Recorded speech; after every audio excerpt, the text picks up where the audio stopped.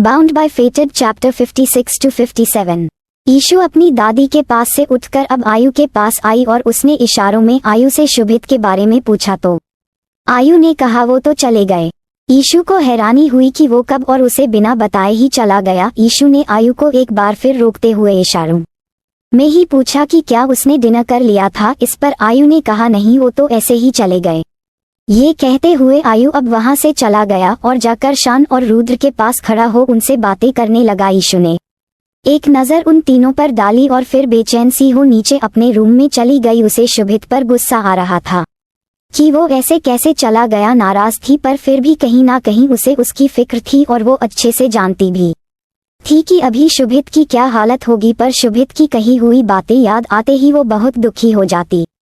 इधर शान जो कि रुद्र और आयु के साथ गप्पे मार रहा था कि उसका फोन बजने लगा और उसने फोन अपनी पॉकेट से निकाल कर देखा तो आरोही का कॉल था। कुछ सोच वो उन दोनों से अलग जाकर आरोही से बात करने लगा। वहीं पास खड़े रुद्र ने जब शान के फोन पर आरोही का कॉल आते देखा तो उसने मन ही मन खुद से पूछा, ये शान को क्यों कॉल कर रही है, वो भी इस टाइम। इधर आरोही से बात कर शान कुछ परेशान सा हो गया और उसने जल्दी से आदित्य को कॉल किया। वहीं हॉस्पिटल में आरोही अब तक शुभित को संभालते हुए परेशान हो गई थी। वो बार बार उठकर उसकी मम्मा के पास जाने की कोशिश कर रहा था। वो नशे में था, ऐसे में उसके भारी भरकम शरीर को संभालना आरोही के बस में नहीं था। आरोही ने अब शुभित को डांटते हुए कहा, चुप रहिए, वो आपकी मॉम नहीं है, मेरी मम्मा है। शुभित ने आरोही की बात सुन किसी छोटे बच्चे की तरह जिद पकड़ते हुए कहा, नहीं, वो मेरी ही मॉम है, मैं कब से इन्हें ढूंढ रहा था। आरोही ने शुभित की बात सुन अपना सिर पकड़ लिया। शान को कॉल कर चुकी थी पर वो अब तक नहीं आया था। तभी उनके रूम का डोर ओपन हुआ और ब्लैक सूट में एक हट्टा कट्टा आदमी अंदर आया। आरोही ने अपना सिर उठाकर उसे देखा तो पास बैठा शुभित भी उस आदमी को देख उठ खड़ा हुआ और उसने उस आदमी की तरफ लगभग भागते हुए कहा, सूरज अंकल, मॉम देखो, मॉम जिंदा है। सूरज ने एक नज़र बेड पर लेटी उस औरत को देख आरोही से माफी मांगते हुए कहा, माफ करना बेटा, आज बाबा ने ड्रिंक कुछ ज्यादा ही कर ली है। आरोही हल्का सा मुस्कुरा दी। वहीं ये कहते हुए सूरज ने शुभित को संभाला और उसे लेकर जाने लगा तो शुभित ने मना करते हुए कहा, नहीं, मैं नहीं जाऊंगा मॉम, मॉम के साथ रहूंगा। सूरज ने एक नज़र फिर बेड पर डाली। सामने लेटी हुई औरत का चेहरा स्वेलिंग की वजह से अजीब दिख रहा था। ऐसे में सूरज को तो समझ नहीं आ रहा था कि क्या सोचकर शुभित उस औरत को अपनी मां समझ रहा है। शायद नशे में होने का असर है और उसका ये अंदाजा सही भी था। शुभित नशे में था, इस वजह से उसे सामने शुभी दिख रही थी। शान या आदित्य के सामने वो बहुत ही कम जाहिर करता था कि उसे शुभी की कितनी याद सताती थी, क्योंकि वो आदित्य या शान को दुखी नहीं करना चाहता था। पर खुद जब भी अकेलापन महसूस करता वो शुभी या अपनी एंजल को बहुत याद करता था। शुभित सूरज पर चिल्लाया, अंकल छोड़िए, मैं नहीं जाऊंगा। शुभित जाने को राजी नहीं हो रहा था। ऐसे में सूरज को अब उसे जबरदस्ती अपने साथ ले जाना पड़ रहा था। रात का समय था, हॉस्पिटल का स्टाफ लगभग अब कम था, ऊपर से हॉस्पिटल में भीड़ भी नहीं थी। तो सूरज अब जल्द से जल्द उसे अपने साथ ले जाना चाहता था, क्योंकि एक बार फिर वे लोग इस हॉस्पिटल में थे जिसमें ईशु को एडमिट किया था। ना जाने ईशु के हॉस्पिटल आने की न्यूज़ कैसे बाहर निकली, जिसकी वजह से लोगों ने अपनी अलग ही कहानी बना ली कि आदित्य मित्तल अब दादू बनने वाले हैं। लोग कयास लगाने लगे कि हो ना हो आदित्य मित्तल की बहू शादी से पहले ही प्रेग्नेंट हो गई है। ऐसे में आदित्य ने अपनी पावर के बलबूते उन अफवाहों को और उड़ने से पहले रोक दिया था। पर अब एक बार फिर शुभित यहाँ आ चुका था और अब ना जाने क्या न्यूज़ बन जाए। तो ऐसे में सूरज अब आदित्य के कहने पर जल्द से जल्द शुभित को वहां से ले जाना चाहता था। पर काफी देर तक सूरज और शुभित हॉस्पिटल से बाहर नहीं निकले। तो हॉस्पिटल से दूर कार में बैठे आदित्य ने अपने गार्ड से कहा, सूरज को कॉल करो। सूरज को कॉल किया पर वो कॉल पिक नहीं कर रहा था। ऐसे में गार्ड ने कार का डोर ओपन करते हुए कहा, सर मैं जाकर देखता हूँ। इस पर आदित्य ने हाँ में सिर हिलाया, पर फिर अगले ही पल कुछ सोचकर कहा, रुको। इधर हॉस्पिटल में शुभित ने अब गुस्से में सूरज को दूर धकेल वापस आरोही की मम्मा के बेड की तरफ लड़खड़ा कर जाते हुए कहा, मैंने कहा ना कि मैं मॉम को छोड़कर कहीं नहीं जाऊंगा, आप जाओ यहाँ से। आरोही शुभित को देख अब थोड़ा डर गई कि वो किस तरह से बिहेव कर रहा है। शुभित जैसे ही आगे बढ़ा था कि एक रोबदार आवाज उसके कानों में पड़ी। ये और कोई नहीं आदित्य की आवाज थी। जो कि अब खुद वहां आ चुका था और उसने शुभित को देख गुस्से में कहा, चीकू। शुभित आदित्य की आवाज सुन खुश हो गया और मुड़ा तो अपने सामने खड़े आदित्य को देख उसने उसके पास जाते हुए कहा, डैड आप आ गए, ये देखिए मॉम जिंदा हैं। आदित्य ने शुभित की हालत देख और उसकी बात सुन उसे गुस्से में घूर कर देखा और कुछ कहना चाहा था कि शुभित ने अपनी बंद होती आंखों से उसे देख अपना हाथ उठा उसे साइड में बेड की तरफ इशारा करते हुए कहा, डैड मेरी मॉम। आदित्य ने अब तक बेड की तरफ देखा नहीं था, मगर अब शुभित ने हाथ से उसे दिखाते हुए कहा तो एकाएक उसकी आंखें बेड पर लेटी हुई औरत पर पड़ी। उसने वापस मुड़ शुभित को संभालते हुए कहा, चीकू। वो इतना ही बोल सका था कि उसने बिजली सी फुर्ती से अपना सिर घुमा बेड की तरफ देखा। वहीं शुभित अब अपना होश खो लगभग आदित्य पर गिरने को हुआ था कि आदित्य ने झट से उसे अपनी बाहों में संभाल लिया और वो धीरे से फुसफुसाया, शुभी। आदित्य के मुंह से निकले शब्द को सुन सामने खड़ी आरोही ने एक नजर अब दोनों बाप बेटों को देखा। वहीं शुभित को संभाल कर खड़ा आदित्य अपनी जगह पर जड़ हो गया था कि तभी सूरज ने अंदर आ एक गार्ड के साथ शुभित को आदित्य से दूर कर संभाला और उसे अपने साथ वहां से ले गए। इधर आदित्य ने शुभित के हटते ही अपनी मुट्ठी भींच ली और चेहरे पर बिना किसी भाव के आरोही की मम्मा की तरफ कदम बढ़ाए तो आरोही ने उससे कहा, वो ओवरड्रिंक हैं इसलिए मेरी मम्मा को अपनी मॉम समझ बैठे, सुबह तक ठीक हो जाएंगे। आरोही ने इतना कहा ही था कि आदित्य ने उसे अपना हाथ दिखा चुप रहने का इशारा किया और अब जाकर अपने लगभग कांपते हाथों से आरोही की मम्मा का हाथ पकड़ा तो उन्हें छूते ही आदित्य का दिल कांप उठा। वो जाना पहचाना एहसास आदित्य के दिल को छू गया। तभी सूरज अंदर आया और उसने आदित्य से कहा, आइए बॉस। पर आदित्य ने उसे अपनी उंगली दिखाते हुए कहा, शशिश। और एक बार फिर बेड पर अपनी आंखों के सामने लेटी हुई आरोही की मम्मा को देख उसकी आंखें नम हो गईं और उसने सूरज से कहा, शुभी मेरी जाना। वो इस समय इस कदर सदमे में था कि कुछ बोल नहीं पा रहा था। बेड पर लेटी शुभी बिल्कुल बेजान दिख रही थी। दुबला पतला शरीर, उसके चेहरे पर स्वेलिंग थी जिसकी वजह से अगर कोई उसे एक नज़र देखे तो आसानी से पहचान नहीं सकता था। यही वजह थी कि शुभित के कहने पर सूरज शुभी को पहचान नहीं पाया था और फिर शुभित ड्रंक होकर कई बार शुभी का नाम यूं ही पुकारता रहता था। इस वजह से सूरज ने और उसकी बात को इग्नोर किया, पर अब जब अपने बॉस को अपनी मैडम का हाथ थामे देखा तो उसने भी ध्यान से बेड पर लेटी हुई औरत को देखा। ये शुभी ही थी। वो शुभी को पहचान गया था और उसकी आदित्य को देख आंखें भर आईं। इधर आदित्य की आंखों से आंसू छलक पड़े और उसने अपने भरे गले से शुभी को देखते हुए कहा, सूरज कॉल द डॉक्टर। सूरज ने जल्दी से अपना सिर हिलाया और वहां से चला गया। वहीं आदित्य, उसने रोते हुए शुभी का हाथ अपने सिर पर लगाते हुए कहा, जान ये सब तुम्हारी ये हालत क्या हुआ तुम्हें। वो इस समय इतना शॉक था कि वो कुछ ठीक से बोल नहीं पा रहा था। तभी वहां पर शान भी आयु के और निखिल के साथ आया। उन्हें पता चला था कि शुभित अजीब सी जिद पकड़ कर बैठ गया है और वो हॉस्पिटल से बाहर ही नहीं निकल रहा है, पर यहाँ तो सब उलट ही था। शान ने देखा कि उसके पॉप्स आरोही की मॉम का हाथ पकड़कर बैठे हुए रो रहे हैं तो शान हैरान होते हुए आगे बढ़ा और उसने आदित्य को आवाज देते हुए कहा, पॉप्स। आदित्य ने शान की आवाज सुनी तो वो मुड़ा और रोते हुए शान को देख मुस्कुरा उठा। उसने शान से कहा, शान, शुभी तुम्हारी मॉम, मेरे बच्चे तुम्हारी मॉम जिंदा है, देखो। शान ने आदित्य की बात सुन अब गौर कर एक नजर आरोही की मॉम को देखा तो आदित्य की तरह अब एक बड़ा झटका उसको भी लगा। वहीं वहां खड़ा निखिल और उसके साथ आयु को भी शौक लगा। वे लोग आगे आए ये देखने की कहीं आदित्य को कोई गलतफहमी तो नहीं हो गई। शुभांगी यानी कि शुभी को मरे हुए 16 साल बीत चुके थे।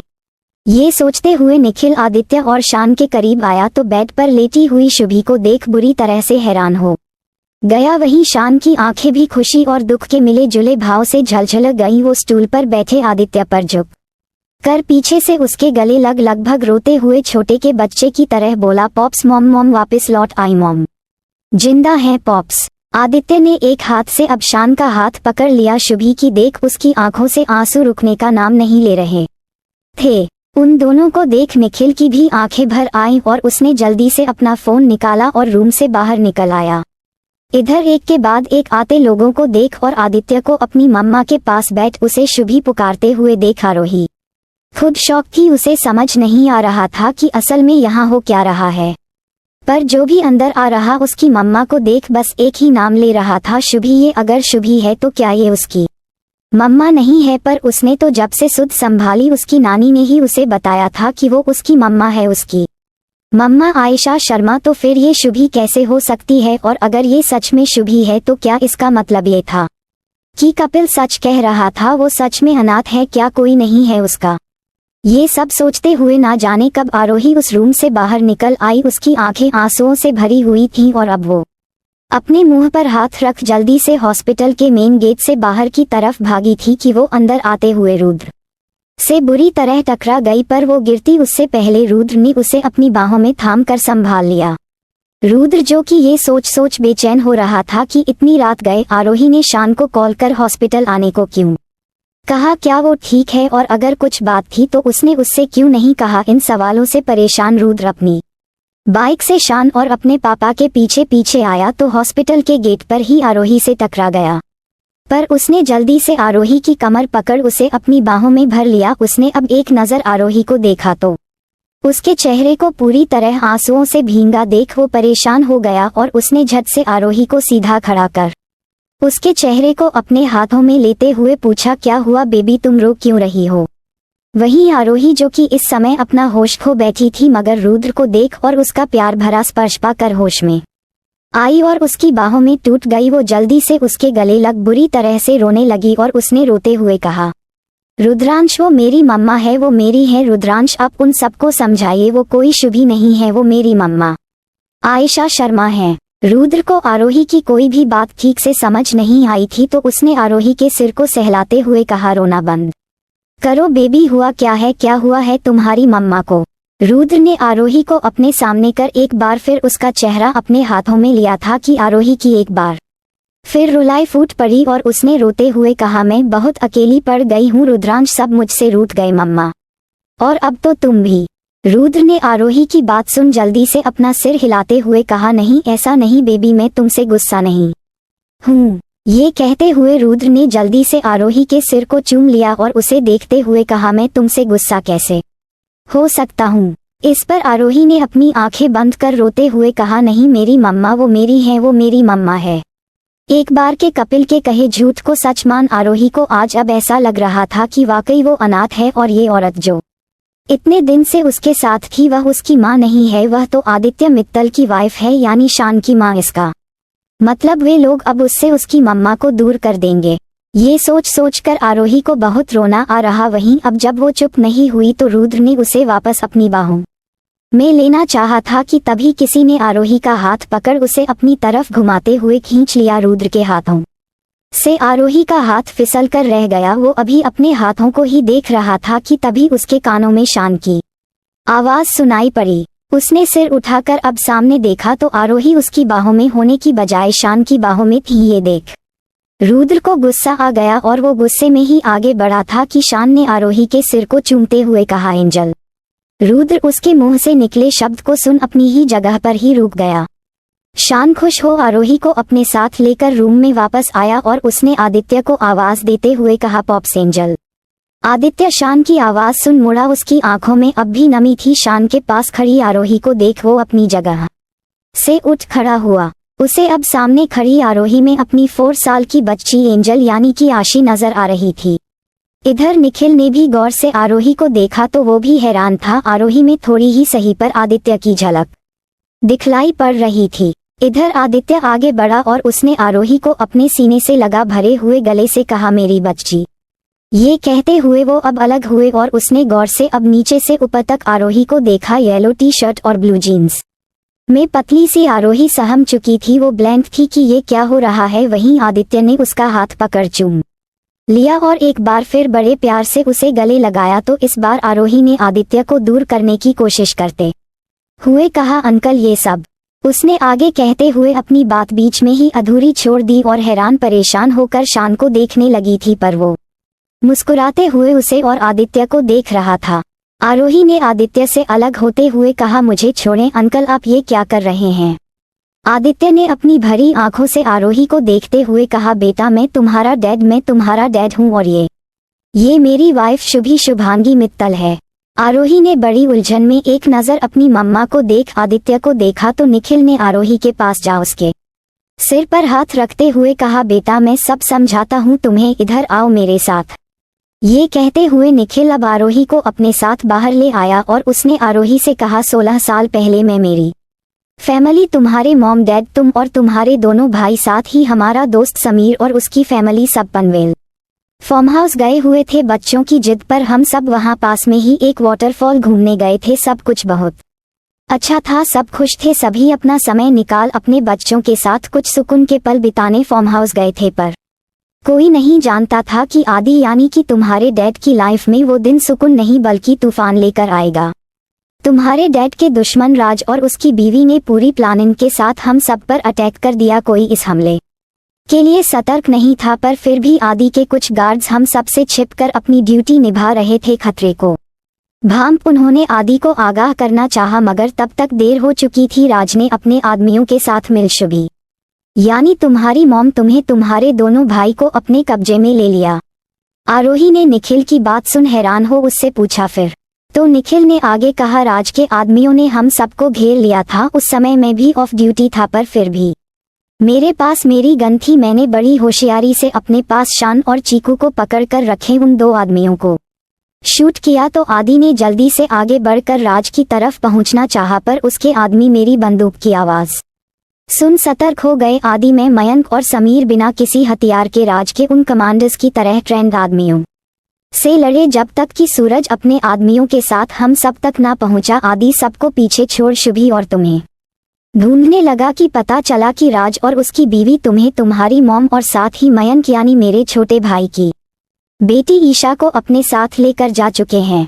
निखिल ने आगे कहा, ये जान आदि और मयंक जल्दी से हम सबको छोड़ वहां के एरिया में और आसपास शुभी ईशा और तुम्हें ढूंढने लगे। मैं भी सूरज के साथ उन दोनों के पीछे पीछे गया और समीर को बाकी लोगों की सेफ्टी के लिए सबके पास ही छोड़ आया। आदि और मयंक ने जल्दी ही राज और स्नेहा को ढूंढ निकाला था, क्योंकि वे दोनों ज्यादा दूर कहीं गए ही नहीं थे। राज को बस अपनी मां का बदला आदि से लेना था। आदि और मयंक राज के पास पहुंचे तो राज अपने सामने खड़ी शुभी और उसकी गोद में आशी यानी तुम पर गन पॉइंट करे हुए खड़ा था। ये नजारा देख आदि बुरी तरह डर चुका था। उसने राज के सामने अपने घुटने टेक दिए कि वो जो चाहेगा वो सब करेगा, बस वो उसकी बीवी और बच्ची को छोड़ थे। इधर स्नेहा राज की बीवी ईशा को पकड़कर खड़ी हुई थी। राज आदि की बात को सुन कहीं ना कहीं खुश हो गया, क्योंकि उसके शातिर दिमाग में कुछ तो चल रहा था। वो आदि से कुछ तो चाहता था और फिर उसने आदि के सामने आखिर अपनी शर्त रखी कि या तो वो अपनी बच्ची उससे मांग ले या बीवी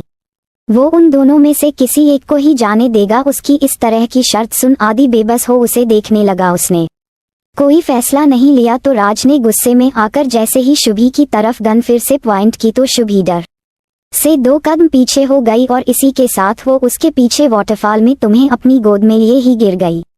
निखिल ने ये सब कहते हुए एक सांस लेते हुए आगे कहा, इस तरह तुम और तुम्हारी मॉम आदि से अलग हो गए। कई दिनों तक ढूंढने पर भी जब आदि के हाथ कुछ नहीं लगा तो वो टूट गया था। बड़ी मुश्किल से उसने शान और चीकू के लिए खुद को संभाला था। उस हादसे ने उससे उसकी सांसें ही नहीं छीनी थी, बाकी सब कुछ छीन लिया था। और इसके साथ ही एक और भी कोई था जिसने उस हादसे में कुछ खोया था, वो थी मेरी ईशा। अपनी आंखों के सामने उसने शुभी और तुम्हें गहरे वाटरफॉल में गिरते देखा तो वो डर से बुरी तरह से चीख उठी थी और बस उसके बाद से उसके मुंह से आज तक फिर कोई आवाज नहीं सुनी हम लोगों ने। निखिल की बातें सुन आरोही जैसे सदमे में चली गई थी। उसे अब जाकर समझ आया था कि यह वजह थी कि उसकी मम्मा की आज ये हालत थी। वहीं दूसरी तरफ शुभी के पास बैठे आदित्य ने वहां आए डॉक्टर से बात की तो उसे पता चला कि शुभी पिछले 16 सालों से कोमा में है और इसी हॉस्पिटल में है। उसकी हालत में उन लोगों ने अब तक कोई सुधार नहीं देखा है। शुभी को एडमिट यहाँ के पुराने अकाउंटेंट मिस्टर देवेश शर्मा ने ये कहकर करवाया था कि वो उनकी बहन है। इतना आदित्य को बताकर उस डॉक्टर ने आगे कहा, मैं इतना ही इनके बारे में जानता हूँ और इससे ज्यादा जानकारी आपको हमारे सीनियर डॉक्टर सिंह ही दे सकते हैं। आदित्य ने डॉक्टर की बात सुन अब एक नज़र शान को देखा तो वो आदित्य का इशारा समझ डॉक्टर को अपने साथ ले कर वहां से चला गया। वहीं आदित्य ने अब बड़े ही प्यार से शुभी का हाथ चूम उसके कान्हा जी को आज इतने सालों बाद याद कर दिल ही दिल में धन्यवाद कहा। इधर बाहर बेंच पर बैठी आरोही सब जानकर भी बेसुध हो एक टक सामने देखे जा रही थी। उसे समझ ही नहीं आ रहा था कि वो कैसे रिएक्ट करे, ये सब कुछ कैसे संभाले। आदित्य मित्तल वो उसके डैड हैं और उसकी मम्मा का नाम आयशा शर्मा नहीं बल्कि शुभांगी मित्तल है। सब सोच सोचकर आरोही का सिर अब फटने को था कि तभी उसे सामने से रुद्र आता दिखा। उसे देख ना जाने क्यों उसे अच्छा लगा और वो अपने पास आते रुद्र को देख अपनी आंखों में आई नमी को साफ कर अपनी जगह से उठ खड़ी हुई। रुद्र ने भी उसे एक नजर देखा पर ये क्या था, वो उसके पास आने की बजाय साइड से मुड़ गया और उसने वहां खड़े निखिल के पास जाकर कहा, पापा वो चाचू कॉल कर रहे हैं, आप एक बार उनसे बात कर लो। निखिल का फोन लगातार बिजी बता रहा था। ऐसे में मयंक ने रुद्र को कॉल किया था। वहीं रुद्र के मुंह से निखिल के लिए पापा शब्द सुन आरोही अब एक बार फिर झटका लगा। वो रुद्र को देखने लगी, वो उसे ही देख रही थी मगर रुद्र वो उसके पास आना तो दूर उसे बिना देखे ही अगले पल वहां से चला गया। Radhe Radhe. Follow for next part. Bye bye.